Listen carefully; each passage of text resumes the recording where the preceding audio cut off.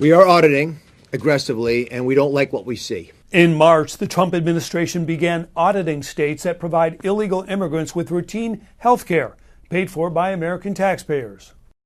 Their findings? 7 states and the District of Columbia owe nearly $1.4 billion for using federal, not state money for immigrant care.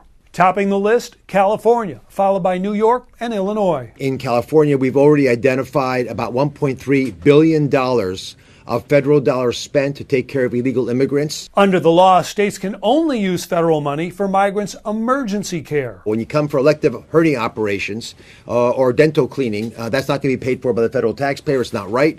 You don't want folks in one state paying for people in another state without them knowing about it and voting for it. California says claims it did anything wrong are, quote, flatly false, saying the state routinely reimburses the feds. Universal health care for all, regardless of pre-existing condition, regardless of the ability to pay, and regardless of your immigration status. After extending care to its entire undocumented population, rising costs forced California to impose premiums and stop accepting new patients. Other states facing rollbacks? Colorado, Illinois, and Minnesota, either cutting subsidies or dropping adults altogether. It was cruelty dressed as fiscal responsibility.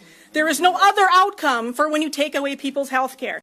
You hear 2 arguments. Some will say the immigrants are already here, most are working, and it's cheaper to provide them coverage under Medicaid than the emergency room, while others say stop the handout. If Americans can't afford health insurance, why should they pay for it for someone else? Well, each state answers that question, albeit without federal money. In Los Angeles, William Lajeunesse, Fox News.